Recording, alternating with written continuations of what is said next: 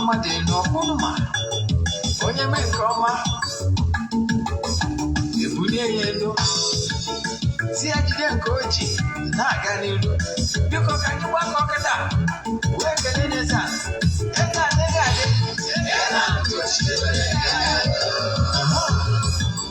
eze ana Ugochi tubelu nwoke ọma na oraifite ị ga-adị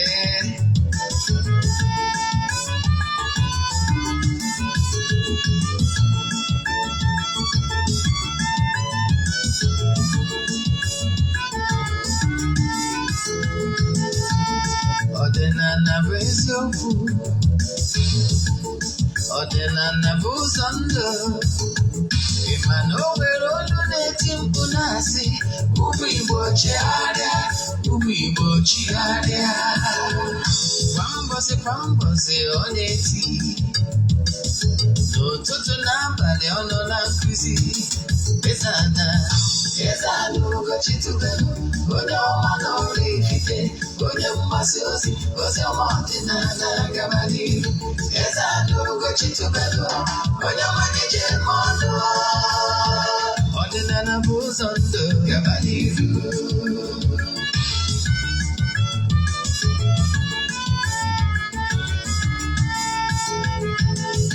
Eze-Ana Ugochi tubelu onye ọma na oraifite onye mgbasa ozi ọma ọdịnala gaba n'ihu Eze-Ana Ugochi tubelu onye ọma na-eje eme ọnụ ọdịnala bụ ụzọ ndụ gaba n'ihu Eze-Ana ga-adị Ugochi tubelu ga-adị Ugochi tubelu temple ọ ya adị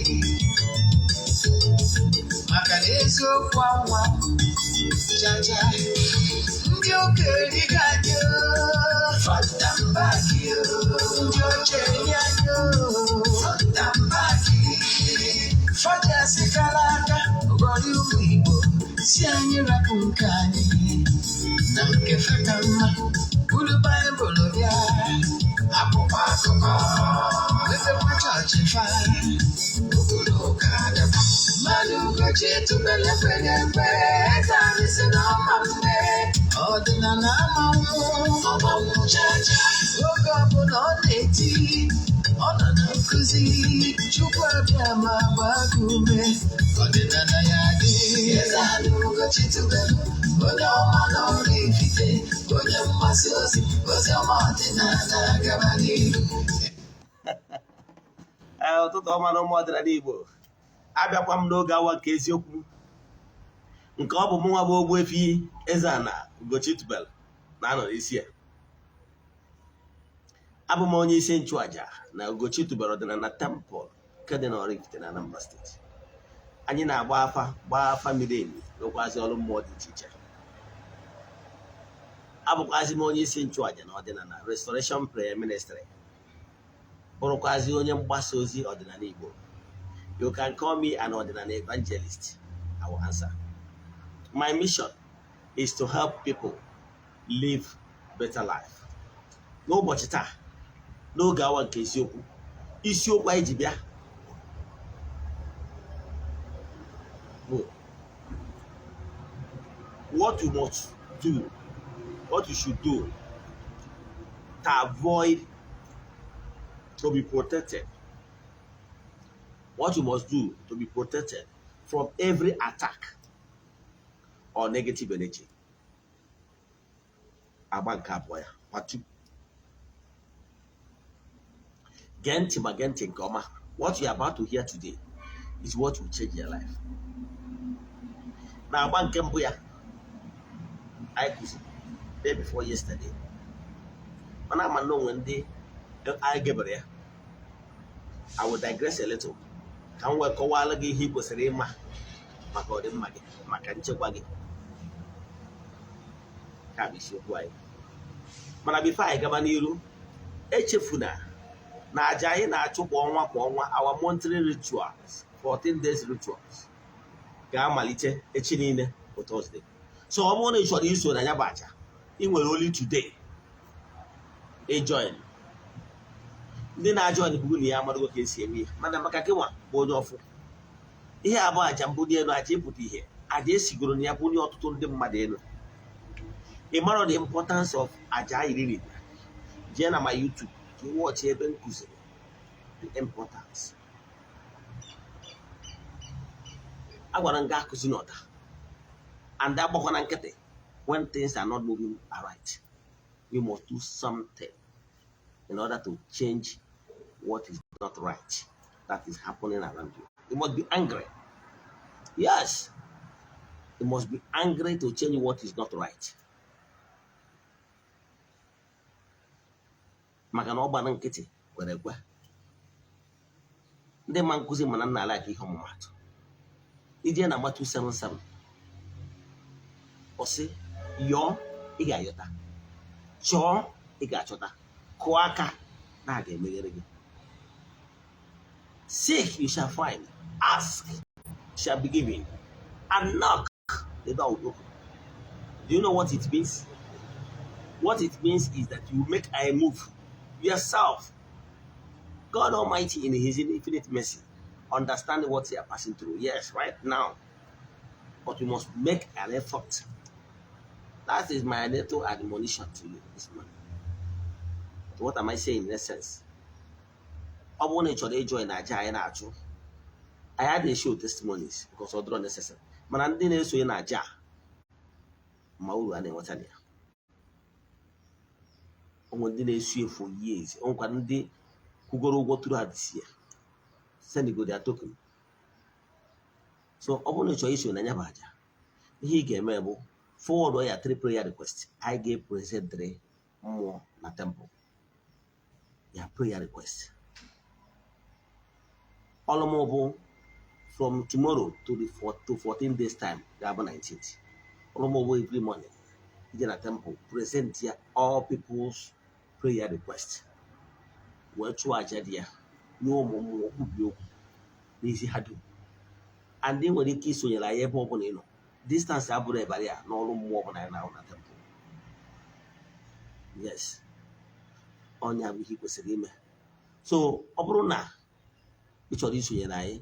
If I order 3 prayer requests again, a chat is na WhatsApp. Can you get other details you need? And the email donation token to the account number. Chat him na WhatsApp 0805 78 37 672.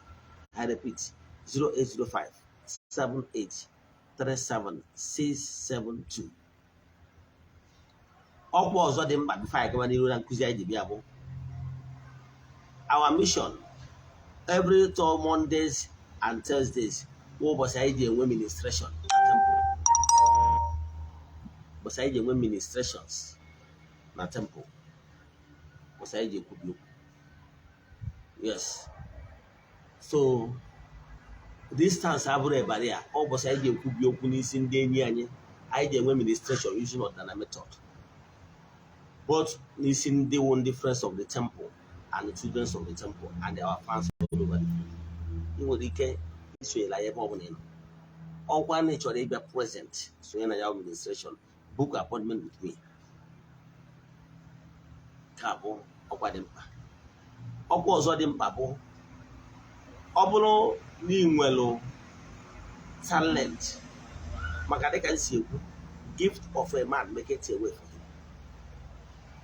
I didn't what I say. Ordinary evangelization to the next level. All here the year 2023.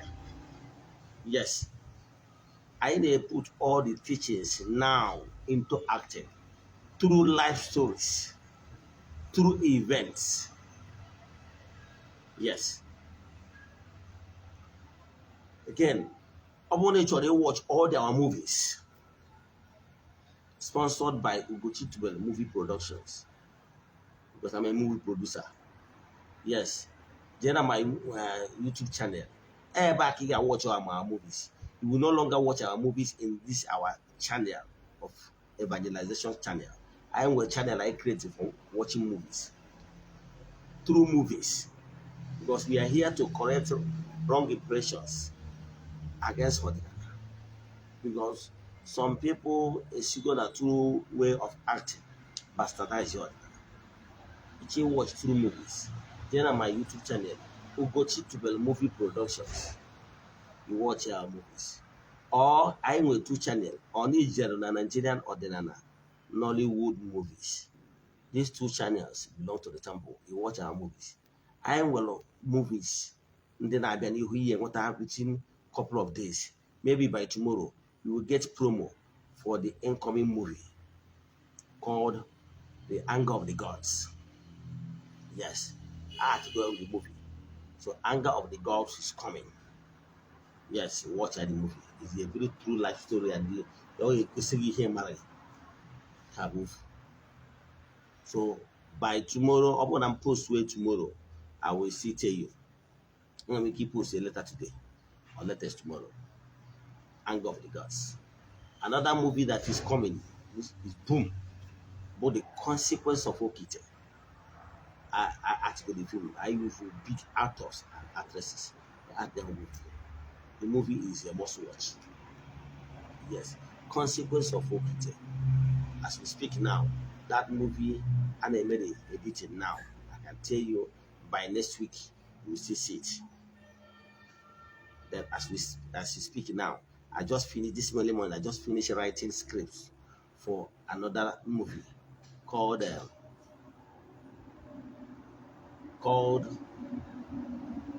Abomination Nemesis. Yes, my PM, my production manager, have sent him to go and produce the scripts after the things because I'm a producer and a script writer. All the movies I produce, all the scripts are written by me. So watch out.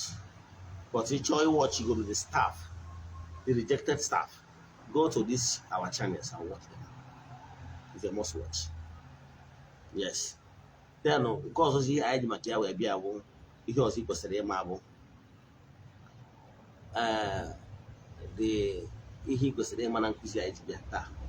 We was Obroni were talent to act film.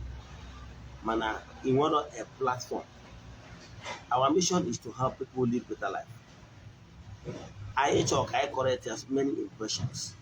Ọtụtụ ndị mmadụ ga-asị gị na ha nwere talent mana ha enwero onye ga-enye ha platform, onye ga-enyere ha aka wee project ya ha. Then Ugochi tubelu Movie Academy is here to help you. Some of those complaints in the mmadụ na-enye abuses ha na-enweta in the movie industry is no more. You will not see it in our academy. Understand? Now, some people will tell you that if you go to movie auditions, amendment abuse, demanding sex for role, and because for the Ganage exorbitant fees in order to feature you and rest of them. At our academy, I can tell you. Or if you come to our academy and anybody personally, I'm gonna assign the roles. Yes, so they at all. Then what the headache go up and out. Yes, because our ambition is to help people live better life. And the gift of a man make it a way for him. Owning with talent in their chair art. Please indicate every Thursdays, Mondays, and Sundays I will pursue our audition. Like this Thursday, I get one audition. And I get me casting. I get allocate positions in movie positions. Everybody got act. And usually man understand the work wire and act like boy casting. Now I got located tomorrow after our audition. Thank you.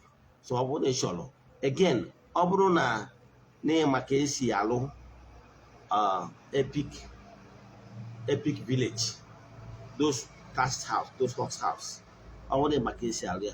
Please chat me on my WhatsApp number 0805-7837-672. I want to build an epic village in my town for the academy. Yes.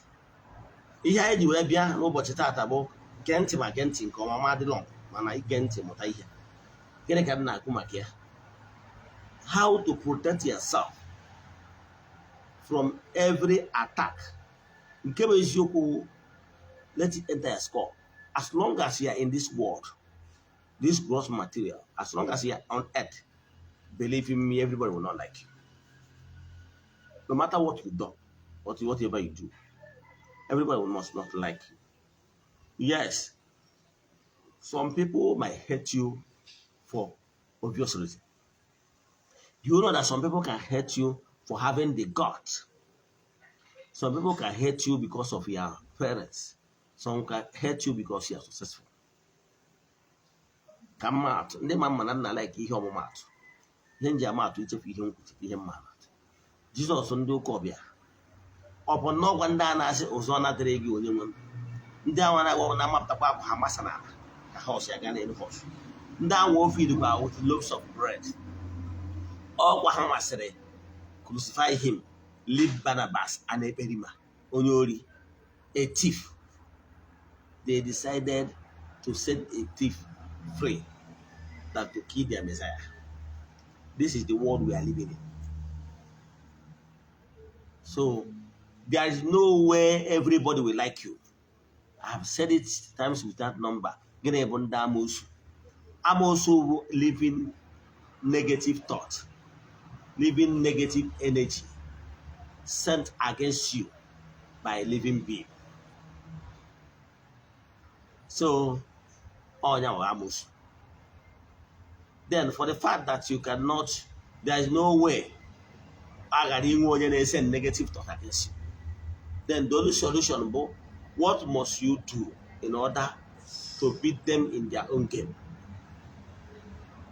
The truth of the matter is that all these evil people summoning and the casting spell against innocent people, against people, those people have negative spirits emanating from evil altars.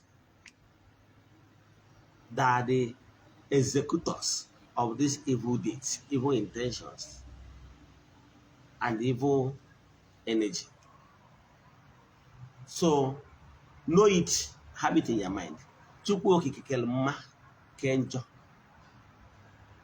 was a case when the angel that works from the light region. It was a case when the angel that works from the dark region. Chukwu okike kwuru nation bụ si na ihe kego mgbake njọ ke ọkụ ke mmiri gụnwa ka ọ dịziri ịma nke chọrọ. Human spirit is capable of working with any vibes, both negative and positive vibes. Ma don't nwere ndị ebigoro n'ọha ha na negative vibes ga na-alụkọ. Yes. So what am I saying in essence? Iwelu negative vibes awa tufuo. Man, what did he get in order to protect yourself? Let me tell you. Do you know why those people that is perpetuating evil in the villages are succeeding? Idiots of some villages. If ever they get mad, they knew le. Mobuna wasa achiere. Mobuna cast so many evil things against them matter. Hello, that when not all yeah. If I don't want to told you too much, can do cooperation. Yes. When not all copia. Do can answer the channel. Yes. And there's a Goku. Mbawa. Upon and sit down, but I don't like to mingle among the villagers. To make a handle. But the truth of the matter, that's your brother that accept a claim born again is so afraid to mingle and interact with villagers. My God, I told you now, boy. The truth of the matter, now those people in our told you cannot harm you. The problem is you are not grounded. Those who negative vibes, the earth spirits, what they do is that they invite earth spirits, the negative ones, to go after you. ị ghọtara ya? Ọ dị ka onye na-eje akpọta area boys, area boys to go after somebody. Mana ọ nwere ike area boys ahụ akpọtasịrị to go after you, ha bịarutezie ebe asị ụba afụgazie na n'iwu onye hama enweneghị anya na ọ na-abụ onwe ebe ịpụtalụ fụ ebe boys na-aṅụ mmanya, isinye ha mmanya ka ha ṅụọ. Enwere ike na-enye ha mmanya mana ị marọ na ha bụ ndị agboro, mana enwere ike na-enye ha mmanya nwa na enwere ike kwụsị moto etuo ha afọ iwere osi mada ndị ha mmanya, ha ga mmanya ṅụọ, itiwere onwe gị. Enwere ike na-eme etu onwe ike otu ụbọchị ajọ mmadụ enyekwago bie ndị ajọ mmadụ ahụ dọdụ agborosi ka ha bịa mee ha taa, ha bịa rutezi ebe onye mba no onye nke a bụ onye nke anyị ịfụ na ọrụ ọkụrụ akụ. Ị ghọtara ya? Ihe dị well illustrate ka gị wee ghọta how things work. These village people here ị na-agwa na ihe a na-eme bụ na some of them nwere negative altar. They have altar that speaks for them. Ajụjụ m na-ajụzi gị bụ do you have any altar that speaks for you? Do you have positive altar that speaks for you? Nke bụ eziokwu bụ na if you have positive altar that speaks for you, ife a ga-eme gị na nkịtị, that your altar will always speak for you. You must have an ordinary altar that speaks for you. Yes. Kwụsị ịtụrụ ndị village egwu, eso m agba ọsọ etu isi agba. Aka nte nwere ụfọdụ ndị na-ege m ntị. Yes, gị nwa nọ Lagos since 5 years, you go village, you go. Yes, gị nwa na Abuja, yes, since 5 years, ị na-anụ ụmụaka, ị na-anụ ihe ọma ọlụ. Yes, gị nwa nọ Port Harcourt, ị na-anụ Oguta, ọkwa ị na-agba ọsọ, ị na-agba ọsọ ndị ajọ mmadụ. Nwanne kwụsị ịgba ọsọ. Ụmụnna dị ada agbata ha n'ọsọ. You know why? Because something will still happen in the village that you must attend, and they will still wait for you. Ada agbata ndị nna dị ada agba ha n'ọsọ. Ife a na-akatara ha agba ahụ. Ghọtara ya? And ahụ ya akatara ha bụ 1. Dibịa na-agwa oturu ike ọ dị n'elu. Mmụọ na-agba ọ bụrụ mmụọ ana, mana ọ chọrọ ịkpọ mmụọ ana, ọ kpọọ the negative ones. Ọ kpọọ the negative ones.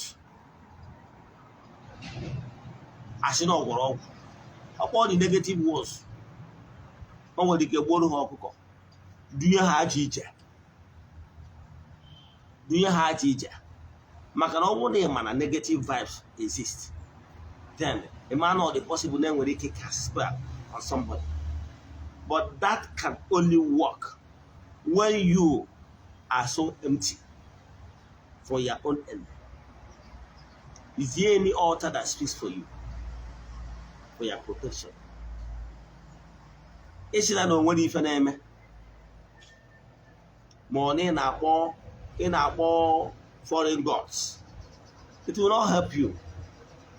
It will say, Manobro na onye anwa ọnọgo onye bịalụ na bịa gbọ ndị ala ya ka abịa mee attack. Ha gbọ ndị ala ya ka abịa mee attack. Mana gị nwa na onwe gị makwa some influential guys n'ogbe. Ọwụ na ha bịa ana, ifo na those ndị ala ya abịa nọ n'ogbe, for there some influential guys. Kwa ọlụkụrụ aka na ogbenye dị ihe a ọlụ akụọ. Ịghọtara ya? So ihe ọ pụtara bụ na chukwaba chi gị. When was the last time you break cola for the land?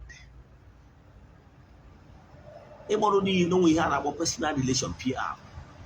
You must not disengage yourself from the cause of your land. Maka ike dị na you must always build that personal relationship with your jana. Because once you build a good relationship with your chi, with your ancestors, and all your other entities of powers, you have started. Because by so doing, you have already built personal relation with earthly spirits. Earthly spirits, as long as you are on earth, you need them. Call them elemental beings. You need them because they are the one in charge of this gross material, the charge of earth. Those elements, earthly elements, or how I get recommend digging to higher beings. Are they happy to go at catch? So you need them to build personal relation with all these earthly elements. Why that's your person? Yes, that's your uncle. That's your wicked uncle. Why is succeeding in harming you? Is because he made he kwesịrị ime. He made he kwesịrị ime.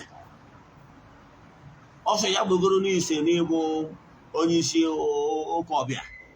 Iwe je kpọrọ foreign soldiers wee bịa n'obodo gị.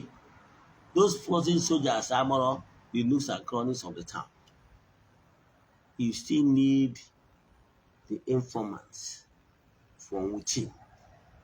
Maka na ihe nwere ike ime mmadụ from outside na enwere somebody from within betray onyanwụ. Come apart. If for this kidnapping of a 90% of it will an insider betrayal.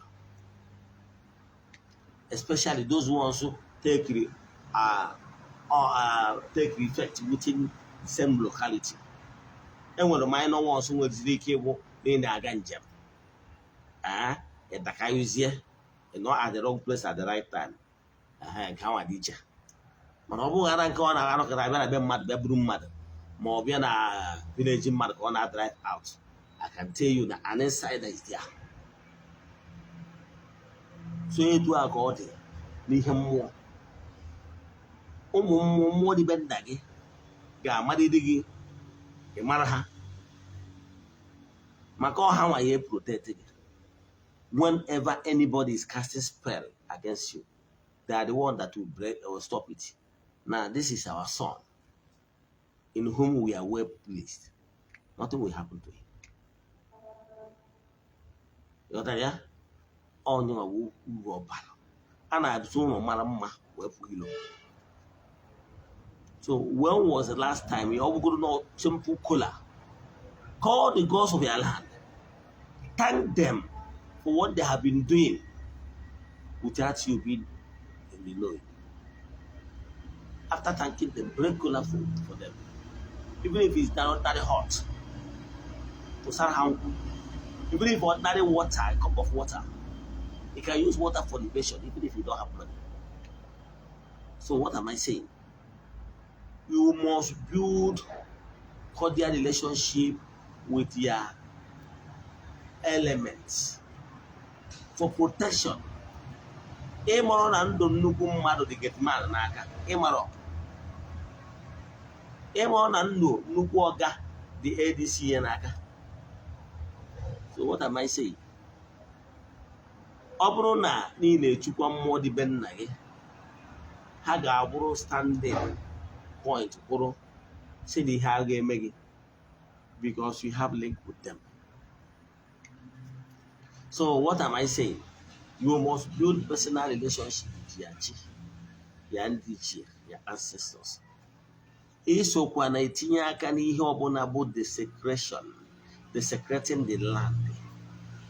Maka this anaghị efuru, we judge both you and your enemies.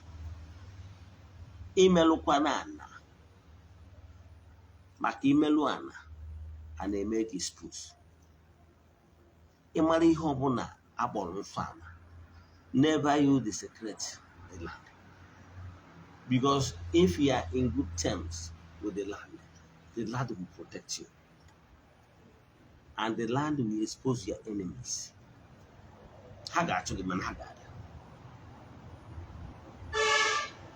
ịnwakwana anwa enweghị ihe ọkpụtọrọkpụ eji chekwa ngwurube nna gị. Ịnwakwana anwa mmanya egbugide gị ije ebe anwa si ka imebie ya, ma ọ bụ ka ijekpọta ofu mbụba na ụdị onye ekpere ka ọ bịa mebie those things maka udo obi. Ọ bụrụ na ị dịrọ interested na ịghara ya anya, ọ bụkwa ndị iso na ndị tinyere aka n'imebi ụdị ihe dị etu a, kabakwa alụ fụna itiri aka wee restore ya back. Ejiri ihe a na-agba na ntị wee na-agba n'anya. E nwere ihe a na-agba na ntị gbaa n'anya anyị akpọ ọnya my advice today. Maka for you to be totally protected, you must build cordial relationship with all those elemental beings. You don't see them, but they are the ones there weaving their thread of earth.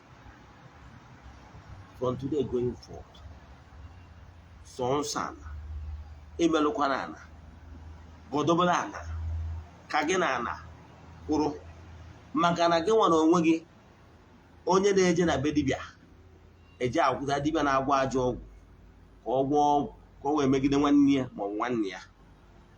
Ya bụ onye na-azụ ụkwụ n'ala.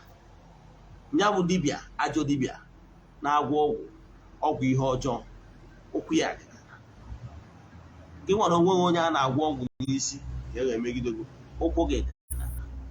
I can tell you na ọ bụrụ na gị na-ana kwụrụ ị na-emere ihe dị n'ụzọ gị, once gị na chi gị, gị na ndị ichie kwụrụ, gị na ya entities kwụrụ, gị na ana kwụrụgo, a na-ama ekwenata ka ihe rie gị. A na-ama ekwenata ka ihe rie gị. Mana ọ bụrụ na gị na ana akwụrụ, anaghị agbakọdo gị azụ. Ana bụ earthly element. They are in charge of day-to-day activities in this gross material world. In the nature video, the talking at Chapel. Oh, we don't na makaha ozi aji weather n'ụbọchị taa.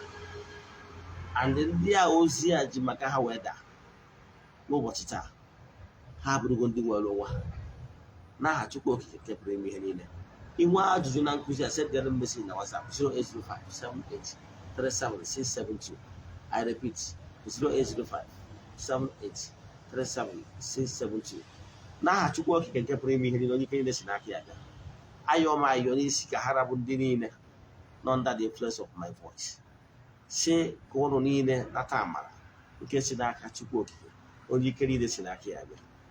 Ekwubikwazie m okwu n'aha Chukwu Okike nke pụrụ ime ihe niile, si na onye ọbụla chechara ihe ọjọọ ọ ga-eme ụlọ enughị agha aja anaghị agha aja, maka na ire na-asị na-egwu ana ọfọ na ogwu enwere mgbochi. A sị m onye si ihe unu ji wee dịrị ụnụ adịgbu onye a na ndụ, onye si ihe unu ji wee nọrọ ụnụ anọgbu onye a na ndụ. Onye checha ihe ọjọọ ya eme ụnụ ya ma onwe ya. Onye si na ihe ọma ya emere ụnụ, ihe ọma ma emenata na onye a tiri ụwa bụ ise. Etu a nsị gị a ka ọ ga-esiwe n'aha Chukwu Okike nke pụrụ ime ihe niile, onye ike niile si n'aka ya bịa. Ya gazie n'ọfọ.